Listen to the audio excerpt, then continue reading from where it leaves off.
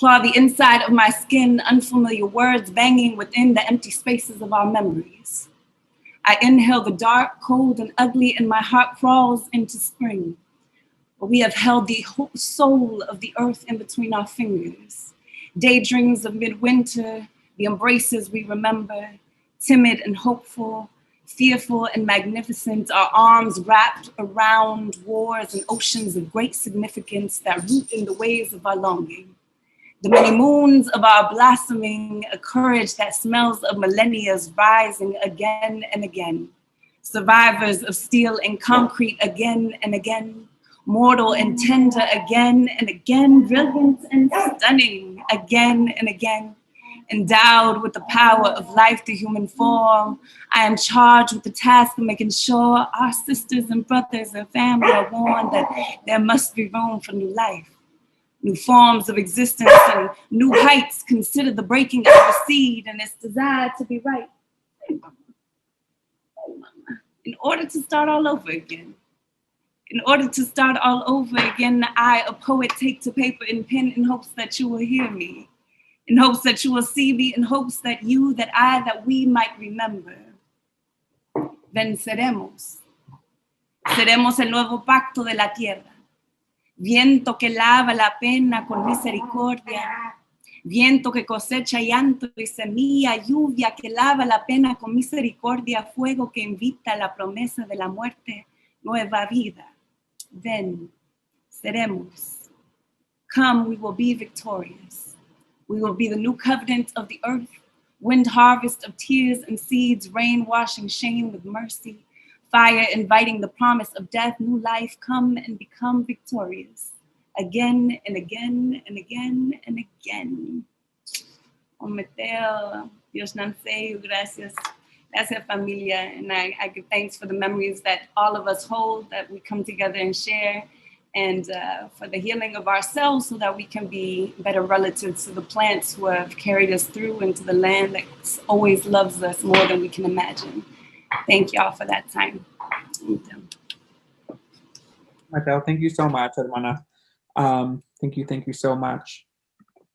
So I would like to also take this opportunity to share my screen with you in case folks, and it's also in the link. The first link, it's elcomalitocollective.com. It's our virtual exhibition. So you're welcome to follow along, or you're welcome to follow on my screen.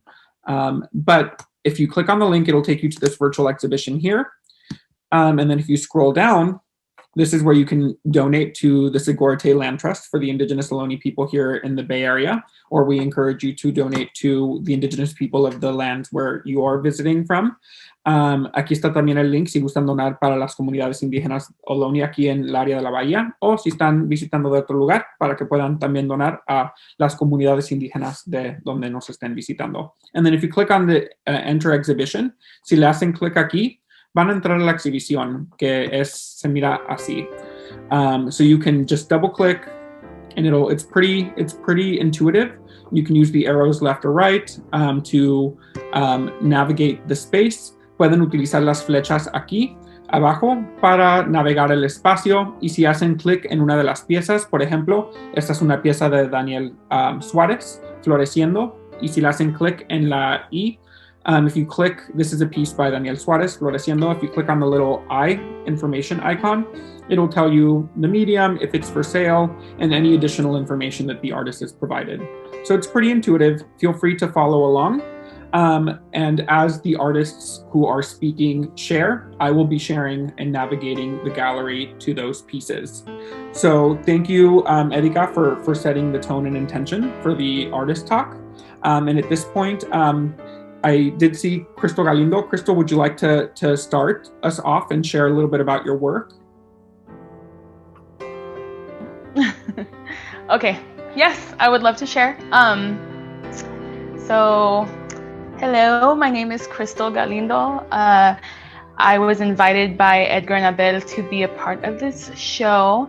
I was excited about doing it, and I already had like a piece that I had been working on that had like some nopales in there, and then I realized like I just wanted to start a whole new series. And so I picked myself and 4 other women, femmes of color to participate in the series. And I pretty much really wanted to capture the connection between nature and abundance, and the fact that every single one of us had carried children in our wombs. And so that connection to Mother Nature, to that divine goddess energy is something that I really wanted to tap into. And so I decided to add fruits and leaves and honey and things that seemed very sweet and indulgent, just kind of referencing back to my work and my body of work, but also adding that sensual side to it. Yeah. I'm sorry, I'm kind of drawing a blank. It's okay. It's okay, totally. We can also come back to you if, for whatever reason, or if you decide that you'd like to share some more as well. Yeah. Cool. Any of the other artists who are on, we can do popcorn style. If anyone is feeling inspired to be like, I want to share, feel free to unmute yourselves. We can also play the Jeopardy song in Spanish. Or... I can go. Thanks, Gabriel. Sure. I don't know, do you want to take it to, well, I could introduce myself. My name is Gabriel Garcia Roman, and thank you so much for the invitation to be part of this exhibit with so many amazing artists. So, I don't know, I was just at a book launch party like right before this, and we were drinking and smoking, so I'm a little feeling really nice right now. So the images that I submitted to the exhibit are actually the first time that I'm showing these digital collages. Usually when I do digital collages, they're like digital ephemera, right? Like I'll post them on my story and then they'll just disappear after that. And I never do anything about them or do anything with them. So I decided to include these in there because I just really like them.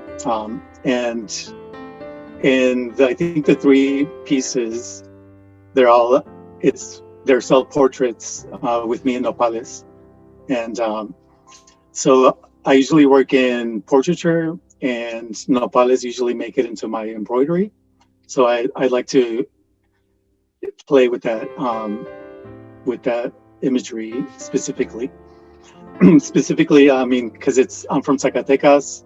There's a lot of cactus, nopales, and yeah, I always see that as a symbol of resiliency, you know, because they pretty much they can grow anywhere, and it's just a beautiful plant. And so these were all actually done in one day and taken in one day. And I was visiting LA, and I went to the botanical gardens at Huntington Library, I think it's called. And they have these amazing, this whole amazing cacti garden. And I just lost myself there. And so I just started taking images of all the beautiful plants and started incorporating myself into the series. Yeah, and that was after I had taken an edible also. So that's where a lot of that images come from. Anyway, that's all I have to say. Great, thank you so much. Thank you so much, Gabriel, for sharing the pieces, and those 3 pieces are available in the gallery, like Gabriel had shared. So thank you so much, Gabriel. Any of the other artists who are here, do any of you feel inspired to share a little bit about your work or about the statement and connection to the land as it pertains to plants. Hi, everyone. My name is Daphne Arthur. I'm really excited to be invited. I feel very honored to be part of this exhibition and to get to see also Abel after so many years. We went to school together, so it feels like a really nice moment where you feel interconnected, even though you have separation of space.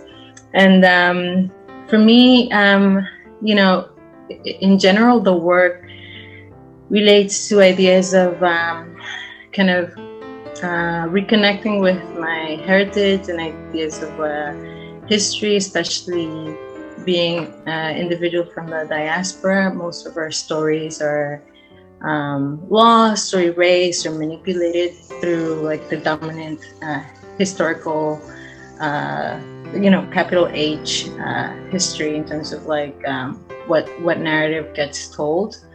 And so my work tends to be very figurative, and I often work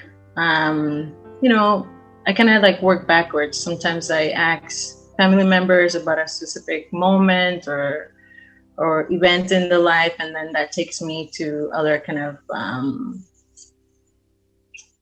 connections in history. So this piece, for example, I would say all the pieces also are like a collage, an amalgamation of different times and spaces that I've been in. I went to Mexico with my girlfriend for the first time.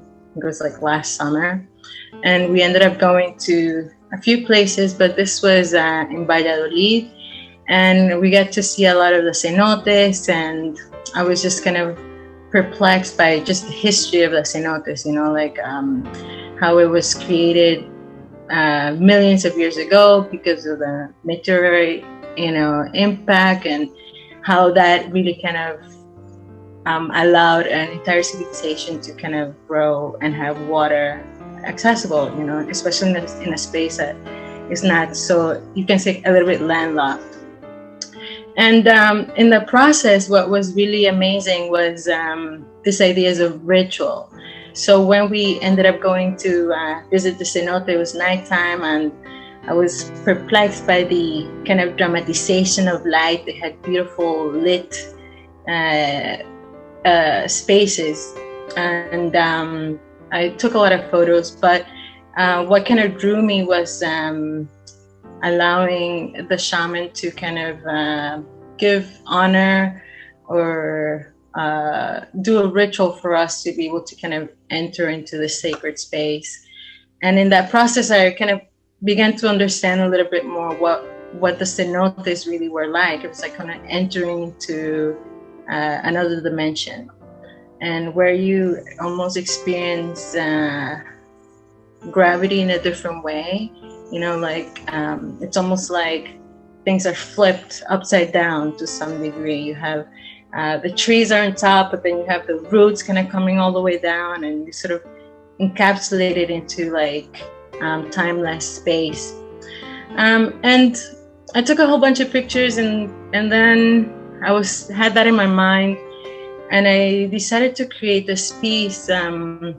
I've been thinking a lot about color and frequencies, and when you think about plants and our relationship to nature, we're both kind of constantly emitting and transferring energies, even if it's through like unconscious or subconscious kind of realities, And I wanted to create something that felt that it was kind of giving honor to kind of the feminine and things that are about fertility and growth and resilience, but also kind of thinking about the intent of the color frequencies. I'm also a musician, so I've started to kind of be a little bit more specific about the color use and try to transcribe the patterns in terms of colors in a musical score.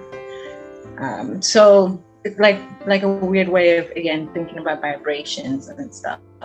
So I had my girlfriend I had her take, pose for me, and I started playing with lights, and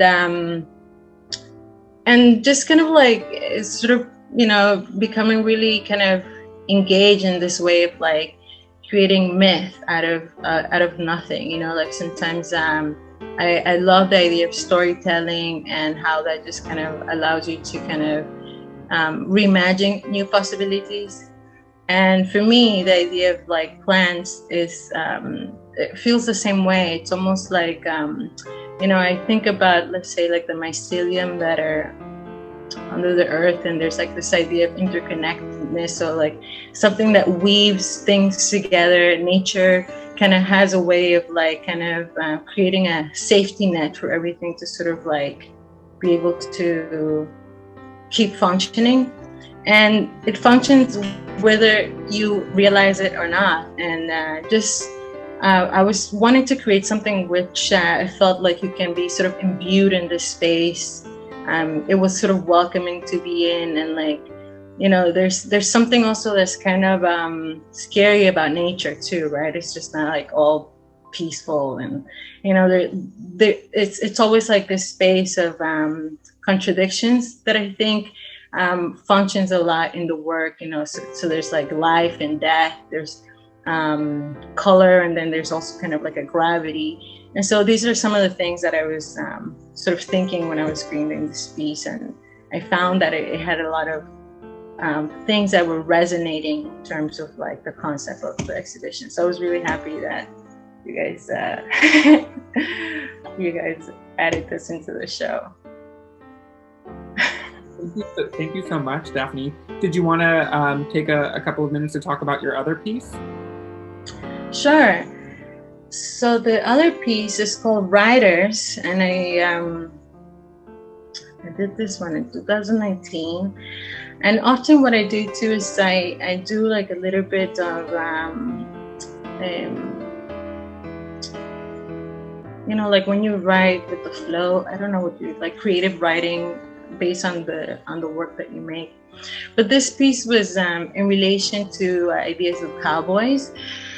And I was really interested in the African American cowboy. So like between 1860 and 1890, there was a high demand for cowboys. This was also, we're in the period where we're sort of right after the emancipation, 1865. And so it was sort of like one of the jobs that African American men can take, and be well paid for, and like be free and roam into being nature and have a sense of camaraderie and all these things that they didn't have this kind of like possibility in any other jobs or any other positions. So I was interested in the idea of cowboys as well, because when I think about a cowboy, I think about like the Marlboro cowboys, from the cartoons. And I was thinking about how history gets told in like such a myopic perspective that you really get the whole flow or like the whole scenario of a particular time period gets completely obliterated. So like the relationship between African Americans, Native Americans, and whites gets conflated into this weird kind of like, I don't know, it just doesn't make sense.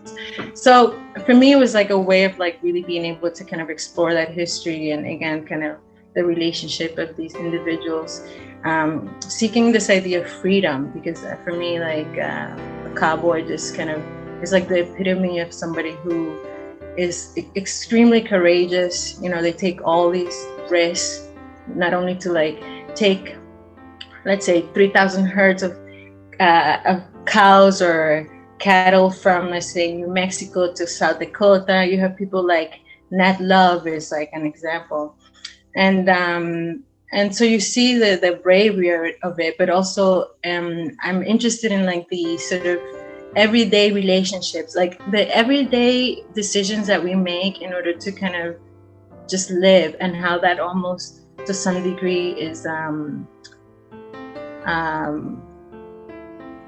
it's empowering, you know, and oftentimes we go against the stream of what society wants us to be doing, or how we should function in society to just kind of assert ourselves and be happy with who we are. And like and with that also there comes a lot of sacrifices. You know, we often have to leave family behind. You know, I'm from Venezuela, so this idea of like migration, going from one place to the next, leaving all your resources. You know, if you've worked all your life and you have a home and a job and whatever, you leave everything just to start something new, is a story that is universal. You know, everybody experiences that.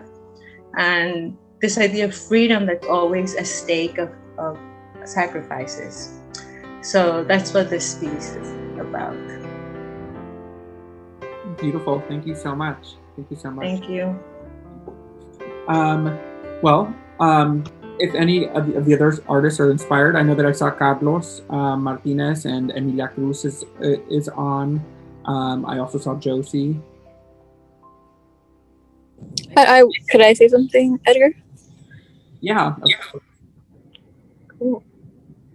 So, hi everyone, my name is Adriana. I also go by Adriana Artista.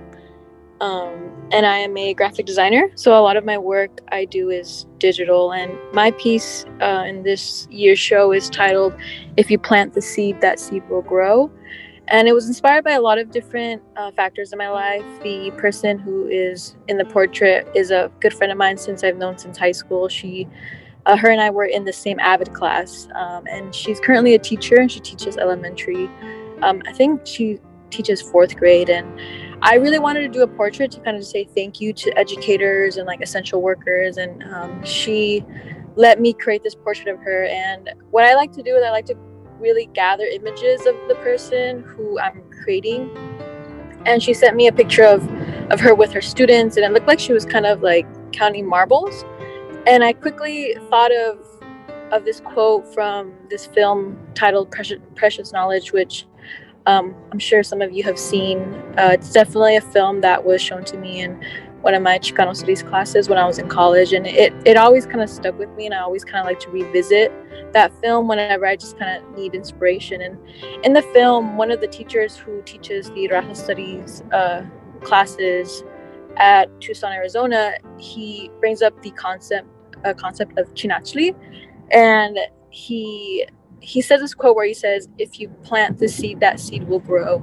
And that's something that always sticks with me. And once I saw that picture of Alexia, I immediately thought of that quote, and how teachers, you know, or educators really inside or outside of academia are always, you know, teaching us something, and how we're always teaching each other. You know, we're all kind of teachers and students in our own different ways in life. And so I created this portrait of her where it's her planting the seeds of knowledge, and she's surrounded by sunflowers to kind of represent sun and just power, as well as the background color, which is just like this really bright orange, which a lot of my work is just kind of a solid color, and I always kind of make sure it's bold, so there's just kind of like this brightness in the composition. And she's also wearing blue to kind of like represent water, and just kind of like all the nutrients that is kind of involved when growing these seeds, right?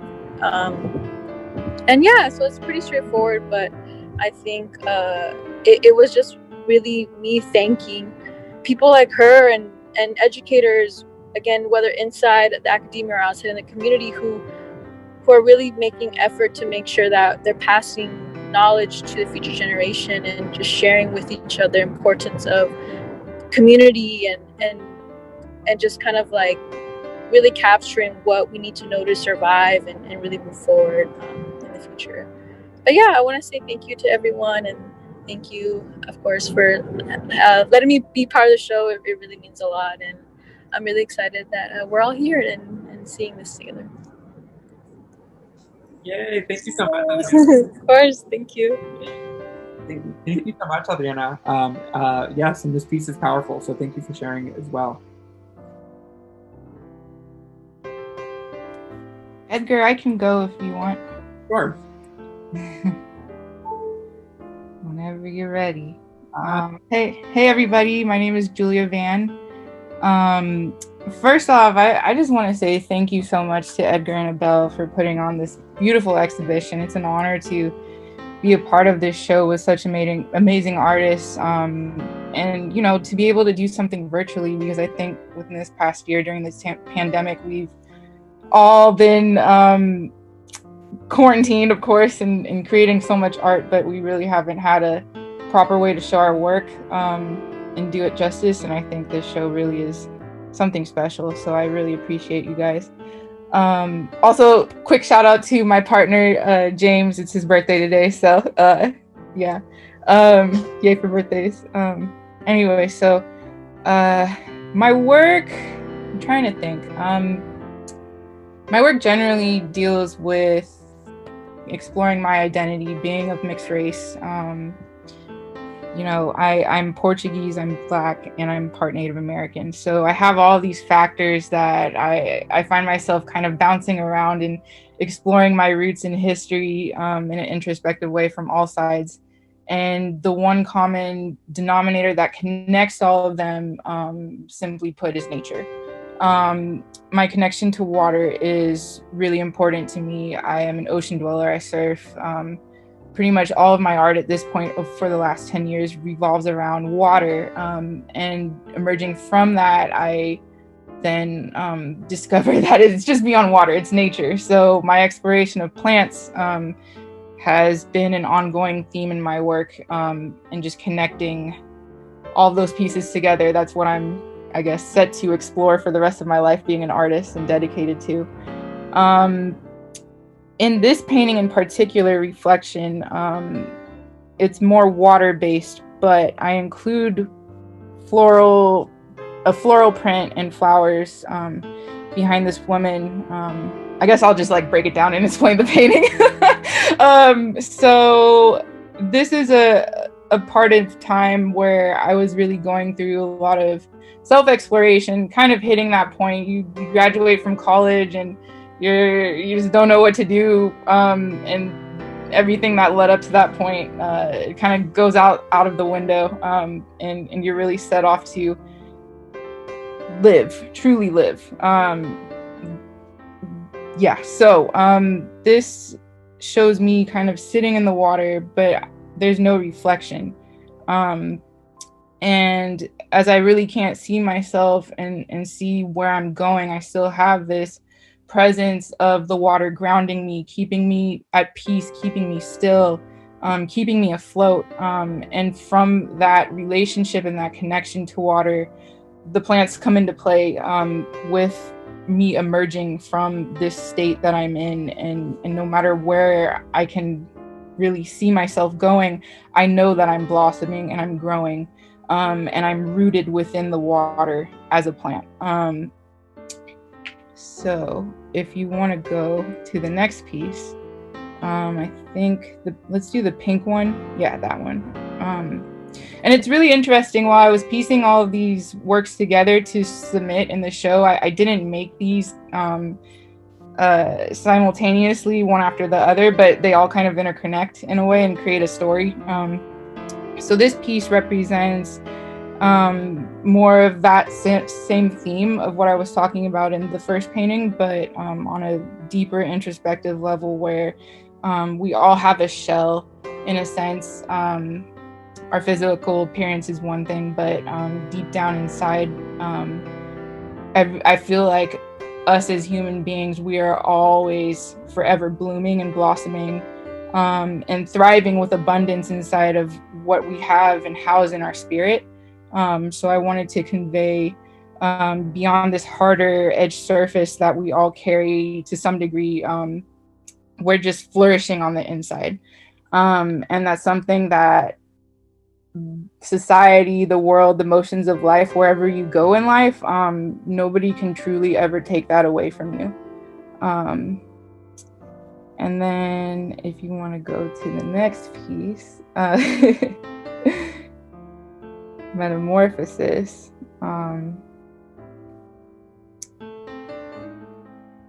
This is a smaller piece, but pretty powerful. It's been a self-reflection of me, and I made this during quarantine. This was, I think the first painting that I made in 2020. So I was really discovering a lot about myself, having to go through that year. But yeah, so this is more of a very explicit version of a human being or a figure. And throughout time and all this discovery, this woman is just very calm, very centered, knowing herself, strong and grounded and rooted within honing her own energy. And so she's covered in these beautiful ornate patterns that represent light. And she's also a butterfly, so she is just blossoming and very present in her transformation. And yeah, the floral pattern represents the abundance in that, and just the beauty and the color and the way the vibrancy depicts just her being at peace and knowing herself. Yeah, so I think that's it. I'll keep it pretty short because I know I can mic drop and talk for hours. Thank you so much, Julia. Thank you so much for sharing, and your work is really powerful. Thank you. Thank you. If anyone else would like to jump in, let me know. Yeah, I'll jump in if that's okay. Of course. So, hi everyone. Hola a todos. My name is Arlene Correa Valencia. Yo me llamo Arlene Correa Valencia. Este trabajo que estamos viendo se llama The Harvest, La Cosecha. And this is a series that I'm like gonna go in Spanglish, I think, because my brain goes back and forth. So si no les molesta, voy a hablar como en inglés y español y una mezcla de los dos. So I started this work in 2017. And I guess for the past 4 years now, I'm really focusing on like what academia would call research, because in Napa Valley and harvest time, with the consideration of natural disasters like the wildfires that we have been facing. And I'm really dedicated to this practice of engaging with agricultural workers and those that tend to the land and tend to the grapes, because I'm an undocumented person, originally from Michoacan, Mexico, that came to Napa illegally and have grown up here. And so I identify strongly with this community. I was raised by uncles that worked in the vineyards and that were undocumented as well, and engaged in cyclical migration, and in turn were affected by the policies that we live under. Like even during this new administration, we're facing, these like very tough times. So in 2017, I was really interested in the way that undocumented people and that my family had to respond to the wildfires, which is such a contrast to the way that white people and people of really strong wealth in Napa Valley responded, that were leaving Napa Valley to escape the smoke and, getting vacations in like New York or Tahoe or whatever, and just had the luxury to leave. And so while all of that was happening, undocumented people and agricultural workers worked through the night in really unsafe conditions to harvest the first of the grapes, or the last of the grapes. And actually harvest ends with the cabs, which tends to be one of the most expensive wines. If you get a really good cab, you can look at a really big price tag. And so the cab in 2017 was in a way being more protected than these brown bodies, and nobody cared to document them. Nobody cared to talk about them.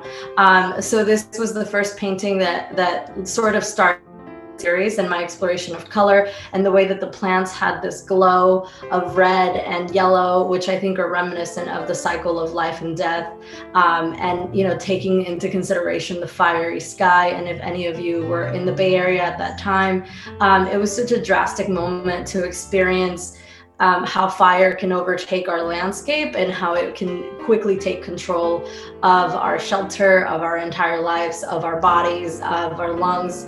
And so this was, a moment to honor those people, to remember them, and to make sure that they go down in history as these heroes, even though they're unspoken, like they had no voice. And I really hate when people say that, because none of us are voiceless. We are all very powerful beings. We just choose to be silent about our status because there's really strong repercussions that come with being loud about them. And it's something that I face on a daily basis when I'm really transparent about my undocumented status. But as an artist, I feel a responsibility to be able to document this and to share the work.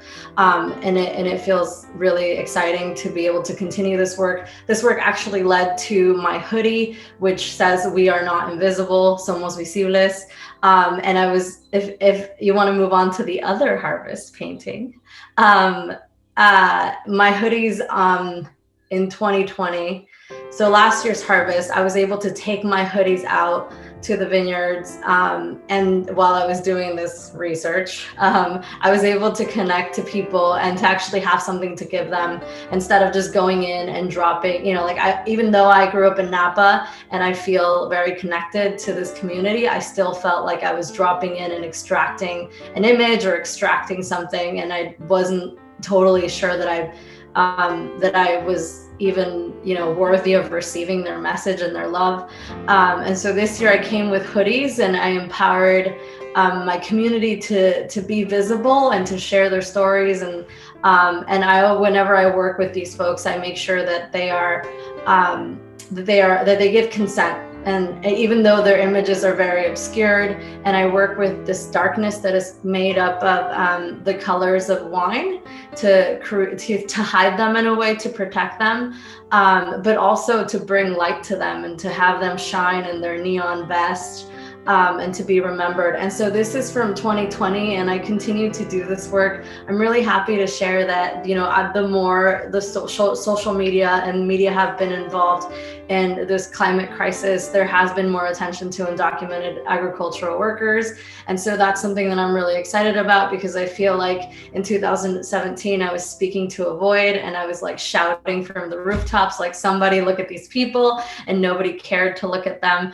And now I feel like more and more people are gathering around this work, and the word essential, and seeing how valuable agricultural workers are, not only in Napa Valley, but all across the country, in providing us with food and having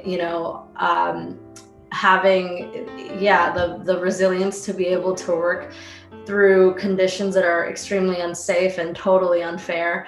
That's what this series is about. I'm really happy to be able to share it. Now I'm going to say a little bit of that in Spanish.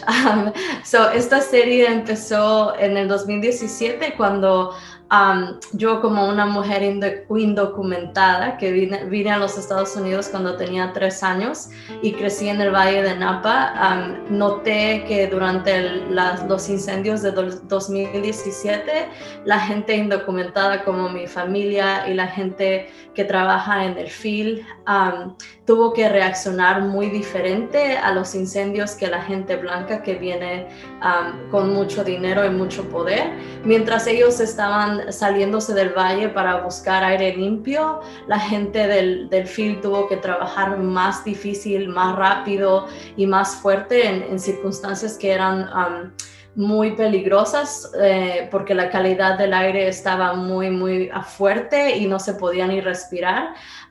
Entonces yo, como artista, me sentí como que tenía la responsabilidad de salir y platicar con esta gente y ver qué estaba sucediendo en los files.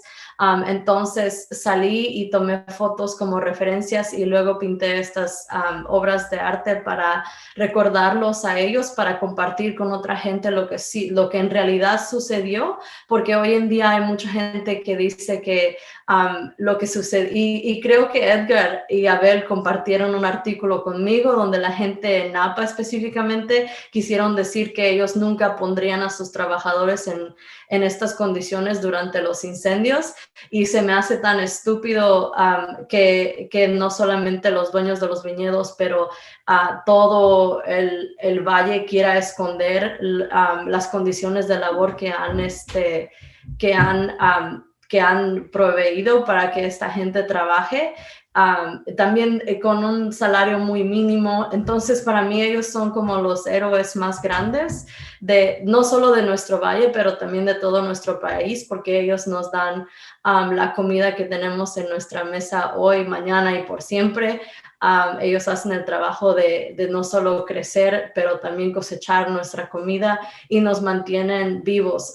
Esta serie fue no solo fue, pero sigue siendo súper importante para mí en términos de darle visibilidad a mi comunidad y de seguir luchando por la gente indocumentada como yo. And lastly, I'll talk a little bit about the other painting. That is a totally different series than the last two works that we just saw. And this series started, I think, back in 2016, actually. It's a little bit older. But like I said, I'm undocumented, and so I'm constantly battling these internal traumas that I've had to deal with as a consequence from being undocumented. And one of them is fighting with my own feminine self and the trauma attached to the feminine body. And I have a lot of trauma with my mother. And so I've always battled the idea of painting women. And as you saw in the previous paintings, it's a lot more men. And I don't even know if you can tell, but I mostly gravitate towards male identifying figures because I feel really connected to them. So this is my first attempt at really dissecting what a mother means to me and who my mother was and my own trauma, which can be a lot.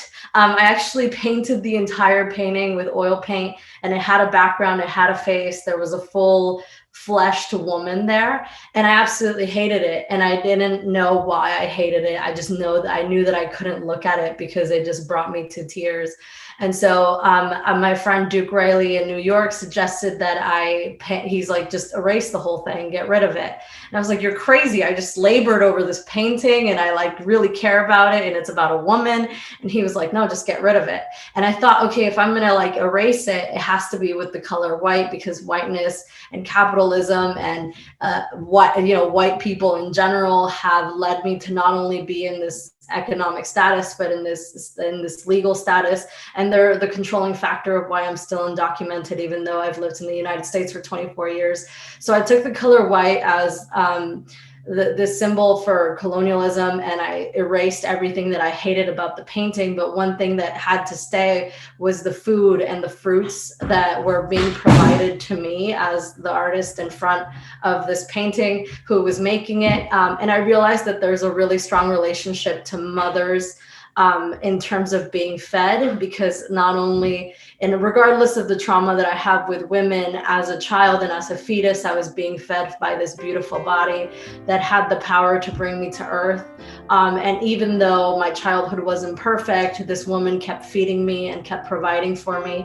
And she is the reason why I'm still here. And so the reason why it's sort of faceless and it has no real identity is because I couldn't really face the entirety of mother, but I know she's present, and she's a very big part of me, and continues to feed me, as all of you have been fed by your mothers.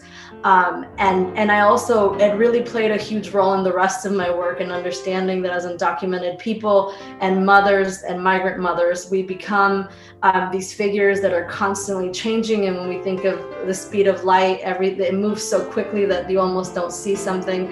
And then I really thought that's exactly how my mother was. And maybe that's why there was so much trauma, because she was being a mother, she was a hard worker, having to provide for a whole family, and losing her identity as well as an undocumented woman, you know, who, like, my mother was incredible, working at KFC and like doing all these crazy things just to make her family thrive in a country unknown to her, with a language unknown to her. And so that I ended up finding a lot more power in this faceless identity surrounded by whiteness.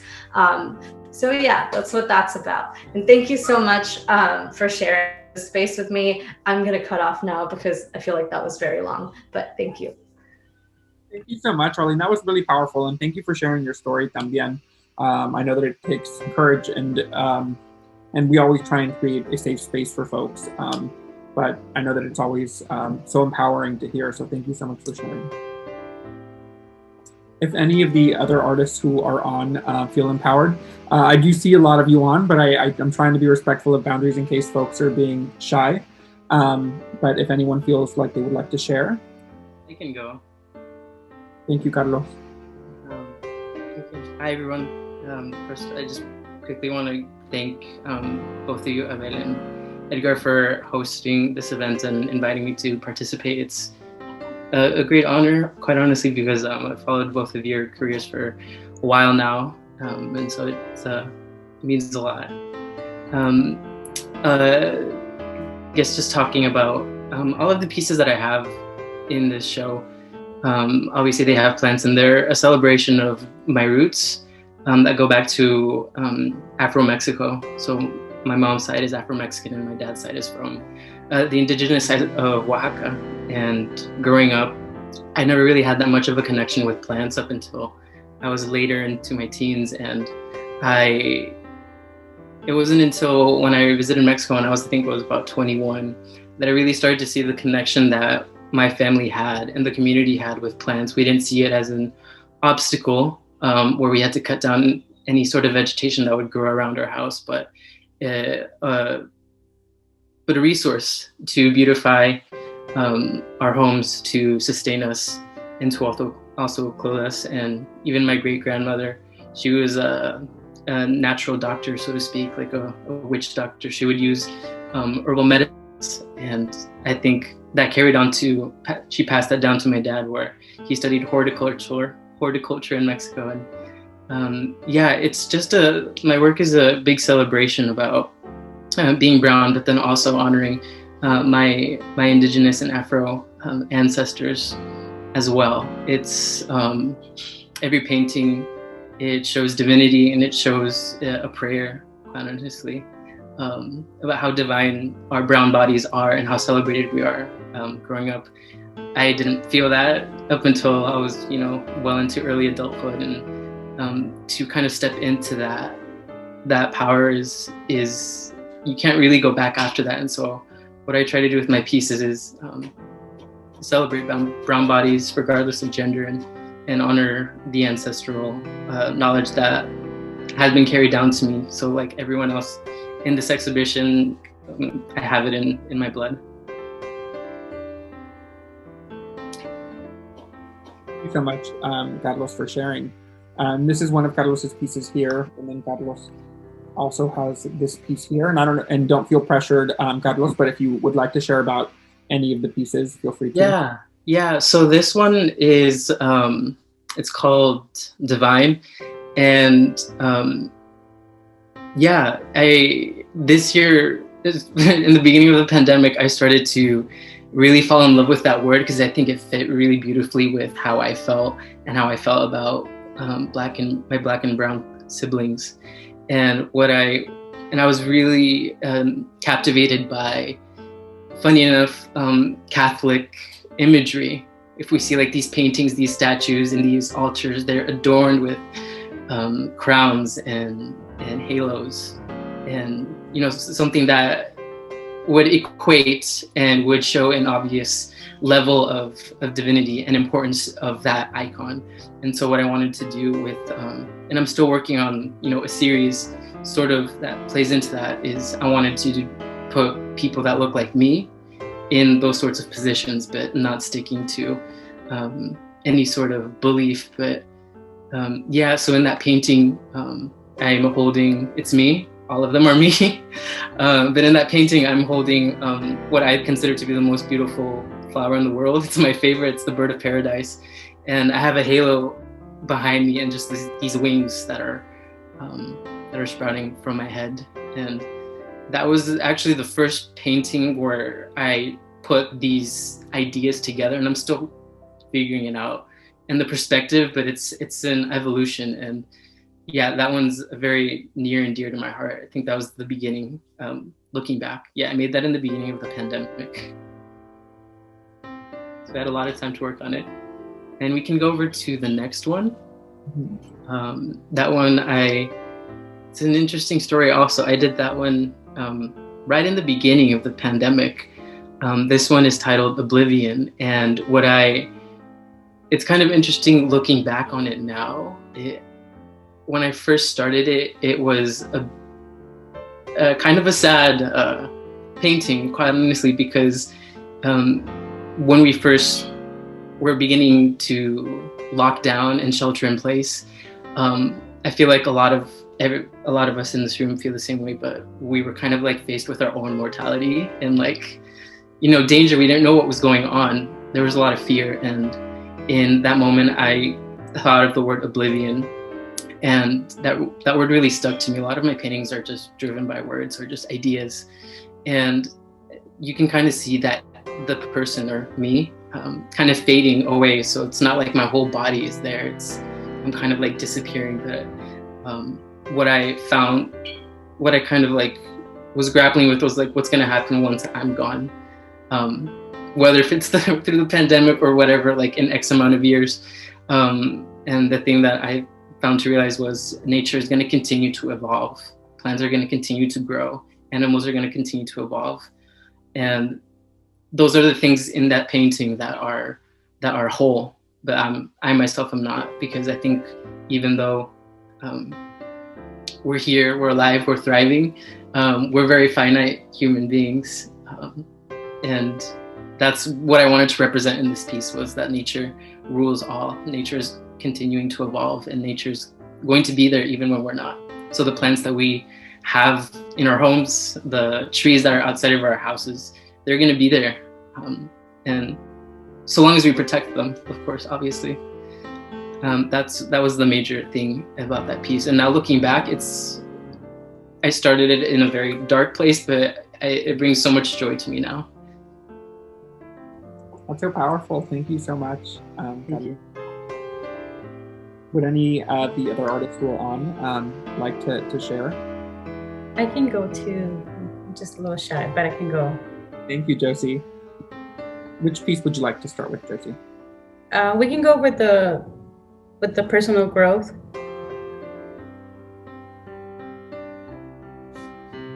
Hello, my name is Josie Castillo. I'm an artist from South Texas, actually Brunswick, Texas, which is La Frontera from across Mexico.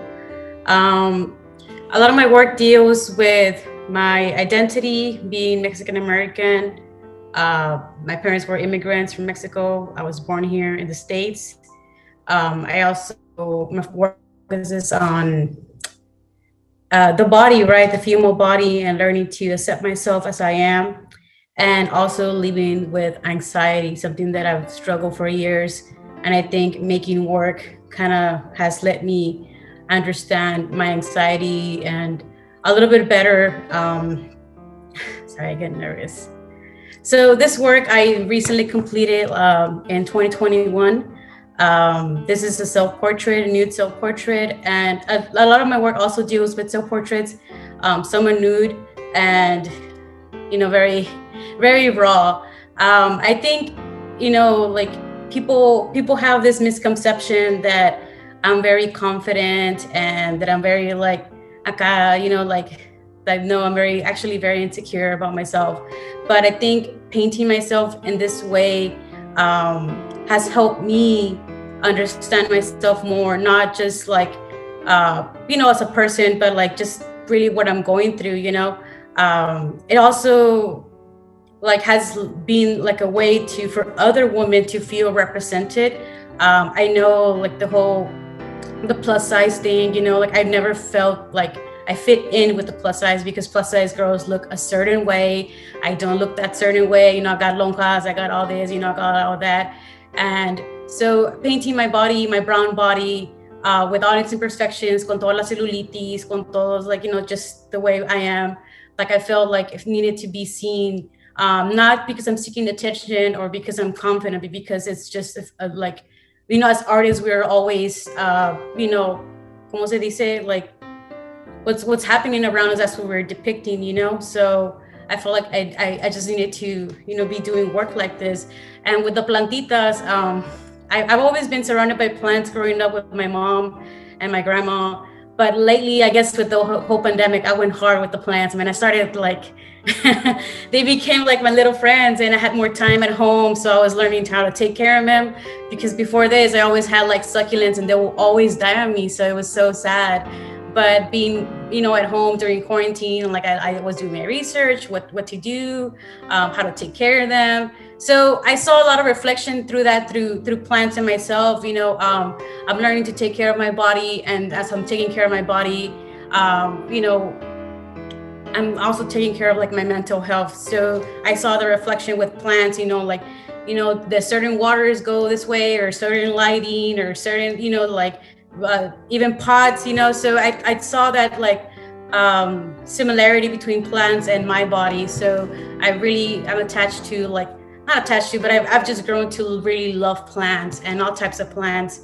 So yeah, this is what it is, this piece, and I'm looking forward to doing more work with more bodies, and also incorporating more plants. Kind of like it feels also like a landscape. That's why I also you know, feeling grounded. That's why I also did the background with this blue. So yeah, sorry, get shy.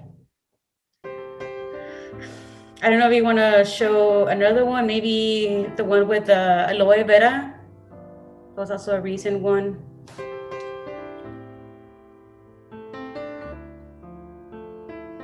I think it's the other one, sorry, the self-portrait with aloe vera.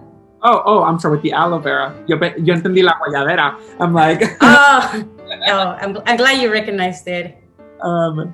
This one. It's my interpretation of guayabera.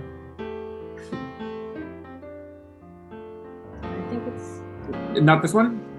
No, it's also a nude self-portrait with my back facing the cutout. The other room. Está perdida. Mm-hmm. We have such a big gallery. You gotta walk around. Yeah. Here we go. Oh yeah, that one. Okay, so this is another self-portrait nude. This one I completed it last year, and early last year. It was actually one of my final pieces for my MFA, and I love working on wood. I love working on wood panels. I love how like you can just control it. So this is a wood cut where I cut the wood, and you know, the silhouette of my body, and kind of like a stylized aloe vera. So I think this is when I started like kind of really digging into like, why am I getting into plants, and why, you know, just not thinking because they're pretty, but you know, more about the symbolism. So you know, growing up in my household, my mom always had savila, you know, like te cortas, you know, put some savila on, or for your face, you got some pimples, put some savila, for your hair, put some savila. So it became like a thing, like para todo, you know, I use it for everything. So I was, you know, thinking about that connection, like how it's used as a plant for healing, right? And then like also very resilient, like como los nopales, they grow everywhere and they just reproduce like crazy. Like they just thrive, and you know, with little water, no water, like in the sea. So I use that plant to represent also like how I'm kind of like learning to love my body, to love myself, and appreciate myself. You know, I'm doing, when I was making this pieces of work, this self-portraits. I'm sorry. I was going through therapy, and I was learning all about myself, about my traumas, and I felt like facing these things, like I had to go through a lot of like healing, you know, family trauma, relationship trauma, de todo. Like I just felt like I was being reborn. And another person mentioned that kind of reminds him of the, ¿cómo se llama? The Venus, the Venus painting, that's our history people, the Venus where she's coming out of that shell. So yes, that's, and I wasn't even planning on making it look like that, but when someone mentioned it, I saw that connection, as that rebirth of Venus. So yeah, and so I use the Savila as kind of like a healing myself and learning to love myself. Like I mentioned, like once you accept yourself the way you are, and with your flaws, with your imperfections, with also the good things in you, you start like really like, falling in love with yourself again. And I think that's beautiful because it's like I mentioned, self-care, self-love is like a lifelong journey. You don't just stop loving yourself until you're like, oh yeah, I'm good. Like you just start, you're constantly working on yourself. And that's kind of like, I think where the route that my work is going to, like this whole personal growth and trying to be better as an artist, as a person, so it's just, I want to be better, for myself and for the people around me. So, yeah. Beautiful. Thank you so much for sharing, Josie. Can Yeah. you talk a little bit about the other work as well? Lo que tú quieras. Como te sientas. This is really a space that we've opened up for you artists to share. So I guess I can talk about the one with the nopal, the one on top, the green one. The Don't Touch Me, I'm Sensitive. This one, I think I did it in 2017, 2018. This is one of the initial self-portraits where I would realize that I think, this is definitely I was going through a lot of trauma. This is when I was seeking, like professional help. And by seeking professional help, counseling, I realized that I was a problem. So, I always, it goes back to my memories, growing up and pelando nopales, en el rancho de mi abuelita. And like, I remember sometimes like I would like, me picaban una espina or like just, and I was like, wow, like it's just like, I was just trying to like do this thing. And nopales have these like espinas kind of like as a defense mechanism, right? So I thought about that idea, that concept, and I kind of like, I painted myself as a nopal. So I have this silhouette of espinas around me, and kind of like showing like, I'm hurting, and if you get close to me, I'm gonna hurt you too. It was just, back then I didn't understand why I was being that way, but just, like I had a lot of pain within me. That's why I painted myself crying too. And, I was kind of like projecting that pain into others. So, and I was crying because of that too. It was like, why am I being so mean to these people, especially the people that are close to me? And it was because I was going through shit, so I couldn't understand it until like thankfully through counseling is kind of like this whole self-discovery of this is why I was, because of what I was going through. So that's why I painted the espinas around myself like a halo. And then someone else mentioned like, oh, it kind of has like, there's very like holiness, kind of like Virgin quality to it, because of the espinas as well. But I mean, I grew up Catholic. The Virgin it's everywhere around my house, en las iglesias and todo.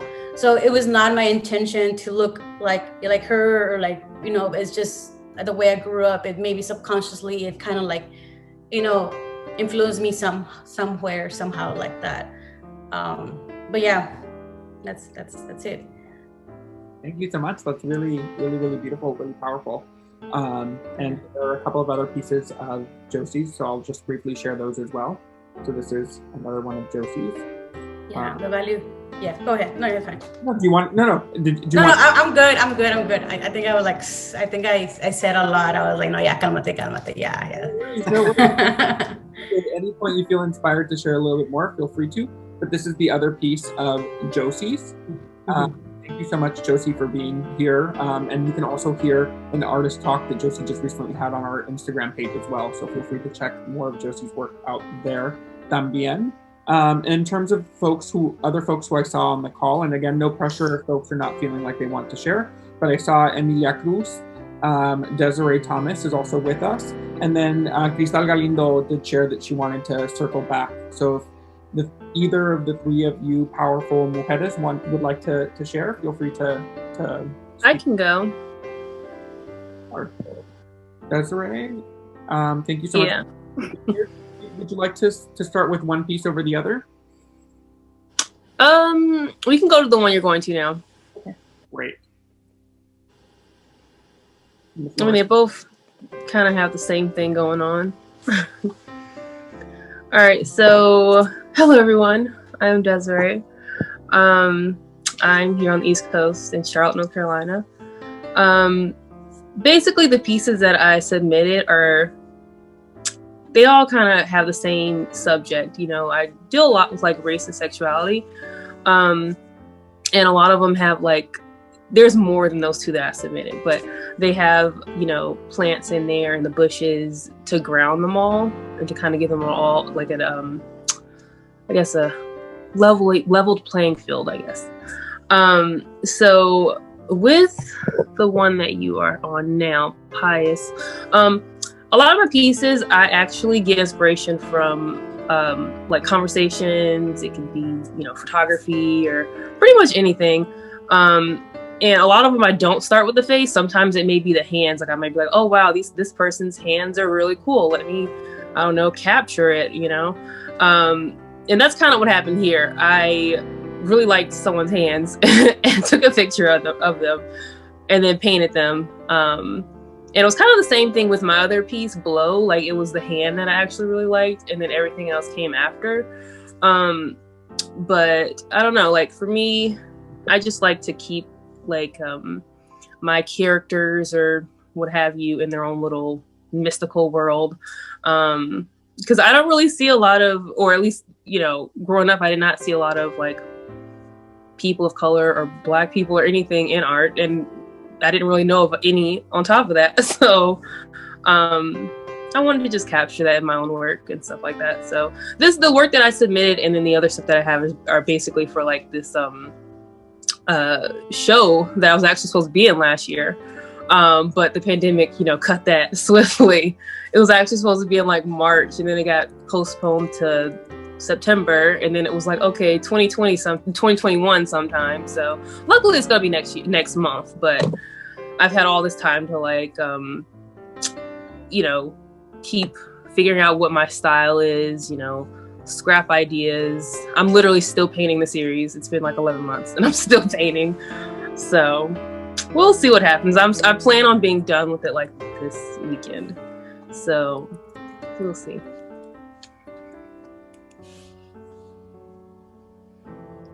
I don't know what to say. No worries. I was just navigating over to your other piece. This is the other piece part of, or that's Desiree's piece in the show. I also linked your handle in the comments in case folks would like to follow and see more of Desiree's work. This is the other piece. Would you like to share anything about this piece, Desiree? Well, with that piece, I mean, it's clearly sexual. You know, with the banana, the condom, and everything like that. I mean, it's, again, they all have like the same meaning, at least the ones that are in this series that I've been making. But yeah, that's pretty much about it. I mean, in this one, I mean, this was the first one that I did in the series, and I was just kind of, again, trying to like figure out, okay, what's my style going to be, or, you know, figuring out, you know, I don't know, how to do hair or something like that. So that was an experiment, I would say. Thank you so much. Thank you so much, Desiree, for sharing. Emilia Cruz and Crystal Galindo, if either of you would like to go. Also, if Daniel Suarez or Jonathan or Russell are on, I know that I had received messages that you weren't going to be on, but in case you're on, feel free to anyone jump in. Hi. Can you hear me? Okay. Hello. Hi everyone. Oh, okay. I'm feeling that nervous feeling. I haven't done this since it feels like such a long time, but I'm so grateful because, you know, I don't think I have to keep reminding us, but we've, you know, been hiding in our houses for the most part. So yeah, just thank you for having me and, you know, bringing all these beautiful artists together. So my work, there's so much I can say that relates or so much I can say about nature and plants and how it's been my healing journey. And I love that everyone has that in common, and it's been great hearing all these stories. I think for me, the main thing that it always goes back to is that I am constantly thinking about how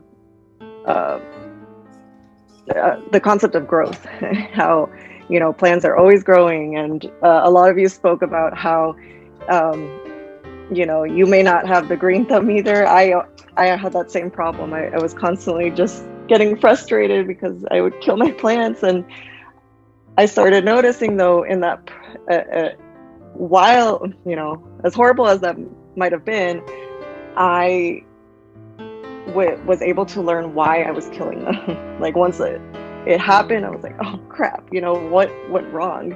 But that's when I started to learn how to listen. And now, you know, I'm still not that great, but I'm getting better, and I'm actually getting better at propagating too. So if something goes wrong, I'm like, oh no, I now know that I can propagate this plant, and all of a sudden it just starts sprouting and growing even more than it originally was. So anywho, I'm gonna go get all excited about that, but it's exciting because I think we all have this moment of realizing that we can connect that to ourselves, that, you know, we all struggle with, you know, whatever internalized toxicity or whatever may be going on within us. It's hard to actually listen, though, and to actually step back and to actually see what the problem is and how we can fix it. So that's something that I've always been doing since I was young. And I never really knew how to listen. And as a kid, I like to think that I was, you know, I was definitely more free. I didn't let other people's opinions or perceptions of me, you know, fog up my own view of my life and my reality. But little by little, you know, you do start learning about, you know, the societal views. My main thing was always, I struggled with a lot of colorism, and within my own family, but also I still do, grew up in a very kind of conservative, predominantly white area. And, you know, that was a struggle for me. And, you know, so I battled with this, and little by little, I realized I started separating myself from nature in that process, because just small things, like I would stay out of the sun. I was like, no, I can't be in the sun now because it's going to make my skin darker, which I remember I loved being in the sun. I loved swimming. I loved being in water. I loved playing outside. And I took that away from myself. And it wasn't until I was, you know, entering my later teen years into my early adult years that clicked. I was in a really unhappy place for a lot of different reasons. But the main one was I realized I was depriving myself from things that made me really happy as a little kid. And I thought, you know, it's not too late to go back and get in touch with those little, the small things that don't really seem like a big deal, but you realize they are. So yeah, that changed. I get really nervous too, and I lose my track of that. That was one of the things that really helped me out, though, in my journey of healing and growth. And so that's why you see that appear in a lot of my work, such as this self-portrait. I always include plants for similar reasons, you know, as everyone else, to kind of ground the piece, to bring this healing aspect. Also because I do think about connections, you know, roots, and how it's not just about me and my own presence. I do like to think about all the other people that stepped foot on this earth before, just to get me here, and how I'm connected in that line as well. And so this piece in particular, it's titled "I Love the Color of My Skin," and this is when I was able to start facing that reality that I held onto a lot of inner self-hatred for my own skin color. And it was, again, just years and years of, hearing from, again, like I said, family members. I would hear backhanded compliments. I would, or straight up insults in media. Black and brown bodies were never favored or celebrated. Luckily, that is shifting now. So yeah, I wanted to be part of that narrative too, that now is celebrating and honoring Black and brown bodies more. And you'll see my sister in a lot of these pieces. She's someone who has definitely inspired me growing up, because I'm very thankful, never really had that problem of hating her skin or letting anyone's comments bring her down. She's an Aries, so she's always been just very self-confident and always like, yes, I'm a queen, like I don't care. And like I loved that. I didn't relate because I was the opposite growing up. So I always was thankful that I had that to look up to. And so that's a little bit before I start going all over the place and ranting. I don't know if there's another specific piece. Oh yeah, so this is a portrait of my friend Melissa. And while I'm making a lot of these pieces about my own experiences, and a lot of them are very autobiographical in general, but I also, I have beautiful friends too that have shared with me their stories of, whatever traumas they grew up with, or, whatever they've felt they could share with me.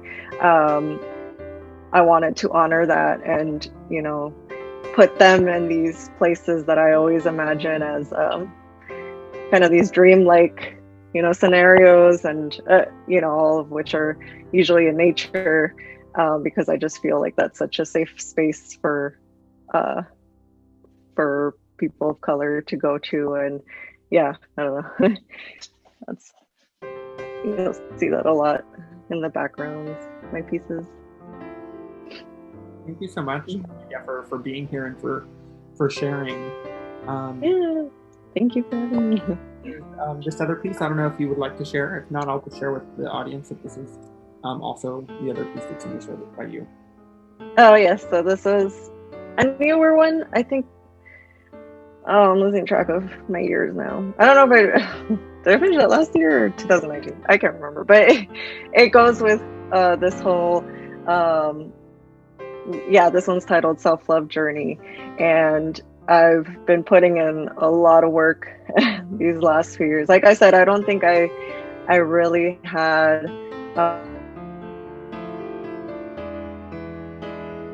I didn't really face everything that I was going through until I entered my adulthood. So it's ever since that point, I've just been, just opening it up and trying to face everything, do, even the dark parts. And I think these last few years, being around more communities with people of color have helped me in that journey, and just talking to other people and their own stories of healing have, been inspiring. And so, and I think even Josie was mentioning too, her process of self-love, and how it's always going to be I keep saying journey, but it's always going to be a process. You know, it never ends. It's never just a straight line. It's not always pretty. There's definitely moments where you wake up and you're like, oh, you know, like I'm so happy for all this work that I'm doing. But literally the next day you'll wake up and you feel miserable. You're like, man, why do I feel like I'm back at square one? But I take all of that, and I think all of that is so important. So that was kind of, this piece was this reflection of this girl looking back, you know, kind of thinking about, oh, you know, she walked through these mountains, metaphorically, you know, through this path that was rough, but also beautiful at the same time. And here she is kind of staring back and reflecting, and just acknowledging all that work, and all that growth, of course. And yeah. Thank you so much. Yeah. Thank you. This is a reminder too, if you want to see more of the artist's work, you can see all of the artists linked on our website, and their Instagrams are also linked from our Instagram and our website as well. So feel free to give all of the artists a follow, and you can check them out. And I'm proud to say that we personally know most of these artists, and they're all really accessible, and they make themselves accessible to the community. So thank you all for that, and for being accessible. Crystal, would you like to circle back? Yes. I just wanted to also note that I most likely deal with generalized anxiety disorder. I mean, I've dealt with anxiety all my life, but I just recently found through therapy that I most likely will be formally diagnosed with that. And so I feel that sometimes that translates into my work.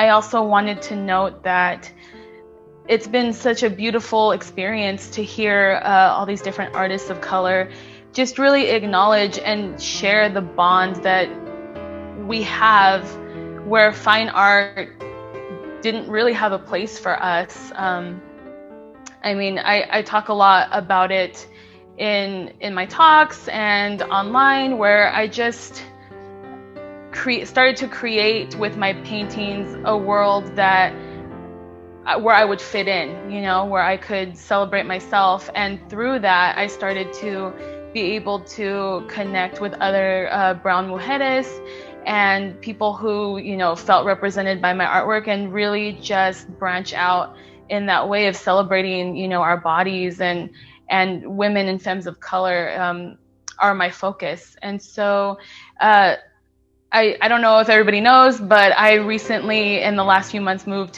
from California to the East Coast after being born and raised in California, you know, all my life. And even though we had kind of a disconnection with the pandemic and everybody sheltering in place, I felt like there's obviously an extra layer of being disconnected to my home and other artists, other people like me. And so being invited to be a part of this show really helped me to feel, you know, back in place. You know, it gave me a sense of home, and also just invited me to challenge myself, where I could have used paintings that I had before that had some plants in there, but that wasn't like the main focus. And I was challenged to create a new series. I was challenged with the amount of time that I had to do so, but also just really, it gave me the chance to be really positive and kind of move out of my comfort zone a little bit. I challenged myself to not use the plants that I normally use in my artwork, like nopales and the tunas, and you know, things that remind me of my ancestral homelands, like the desert plants. I just really wanted to capture that mother goddess, like sensuality, that divine feminine, and also just really take the time to experience, like, what would it be like to really be adorned with all of these flowers and fruits, and not just experience like the taste of them, but the smells and the feels and what it's like to have all of that like encompass you at the same time. And so it just, I'm just really grateful that I had, you know, Edgar, you approached me with, you know, the invitation, and I was able to kind of let the creative juices flow again and get back into that practice of really creating and letting my imagination kind of flow. And I think that, you know, like through, I mean, I think a lot of us as artists, especially as women of color, like sometimes it's hard for us to express ourselves, especially if we're introverted or anxious, and deal with those feelings of anxiety and kind of that worry about being judged. I think that with art, I let that go. I let go of that that stigma, and what are people going to think if I express my sensuality or my sexuality, or if I bring in, you know, people who don't necessarily conform to what you think like fine art is, and we are fine art, and we are worthy of being celebrated, and that translates through the whole show. I see it and I appreciate it. I also wanted to add that I have these all listed on my website. The prints are available, and that if anybody's interested in buying the originals, you can contact Edgar and Abel. And I'm just forever grateful for the opportunities to network and to meet other artists, collaborate with our ideas, and just know that we're not alone. Like I know this is unprecedented to be, you know, experiencing this gallery show through like the virtual world, but I think it's also exciting because we have like the power to bring all of you into our home and into our studio spaces and kind of just navigate this new thing all together. So thank you. Thank you so much for sharing that, Crystal, and for all of you. I just wanted to. Well, thank you for being here. And also, like, know that it's also super scary for us. Like, I'm hearing folks share about their anxiety, and as someone who also suffers from anxiety, know that it's like there's like at the beginning I was like clenching Abel's like leg over here, and I'm just like, because there's so much anxiety too around like, did we do a good job? Are we getting judged for the work that was selected? Do we pick, like, is it hung right, even though it's like in virtual mode? And so like, thank you all, because even through your artist talk, like y'all are just so powerful and your work is so amazing that it's like at the beginning I was like clench, and then it's like, okay. Because y'all are just so amazing and so powerful. So thank you. And then I also wanted to oops. Clearly I struggle with technology a little bit. I also wanted to acknowledge Jonathan's work.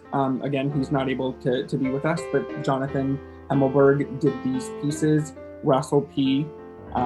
shared these pieces, and or that piece. And then we also have Travis Cooper, who shared some of the photography, who wasn't able to be here. And thank you, Gabriel Garcia Roman, for connecting me to this artist. And you know, the success of these shows, I think, is really a community effort. You know, I reached out to Gabriel and was like, hey, I'm thinking about this show, and he immediately was like, hey, I have some artists who would be really great. And you know, Lordy did the same and connected me to Desiree, or Lily L'artista. So, you know, these shows are really, I think, our collective vision, you know, and as artists of color, like, you know, a lot of folks shared tonight, we don't always have access to like major platforms or major spaces. So it just feels so good to be in a room where folks are just like looking out for each other and really just supportive of each other and supportive of the work. And it just feels really beautiful to be here in community with all of you. Now you want the shy one to talk. I'm shy too. Everyone thinks that because he's more shy than I am, that I'm like automatically the extrovert that like likes to like public speak. And I don't think that folks understand that like I get so much anxiety around it too. And I'm getting anxiety now. Like it's not my favorite thing to public speak. So and I don't speak at all. So no, but I just wanted to say thank you to all the artists, all the participants that are joining us tonight. I think as an artist myself, I feel that success happens when other people get to see your work.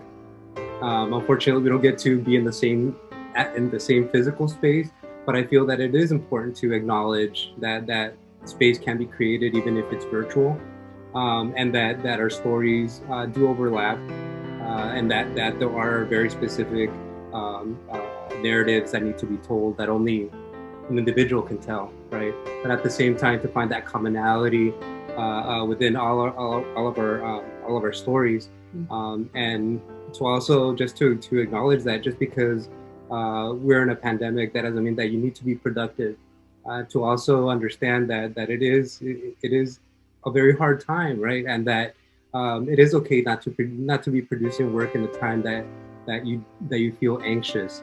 But for the people that are producing work, you are giving us life, and you're giving us beauty in a time that isn't so beautiful. So with that being said, I would just like to say thank you to all the participants, to all the supporters out there. Like Edgar said, all of our artist handles are there. Please give them a follow.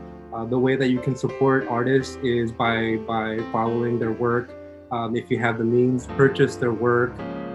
And that's the way that the artists can continue to create new work. Yes. And also, since we have plantita lovers, I just wanted to like give a quick shout out to, here, let me stop sharing my screen and so you can see it a little bit bigger. So Alegría Planters, see this little lamp that's like right behind me that has this cute plantita in it? It's Alegría Planters on Instagram, and they are making these really cute planters that are completely biodegradable, and compostable and eco-friendly, and they're an engineer of color who is trying to make plantita lovers move away from like the plastic containers, and purchase these really cute biodegradable plantita lamps. And they come in like super amazing shapes. You can do corazones, you can do estrellas, you can pick whatever colors, and he customizes them. And he's a queer person of color, so it's one person to support. And I just wanted to give them a shout out, and I'll put the handle in the thing, Alegría Planters.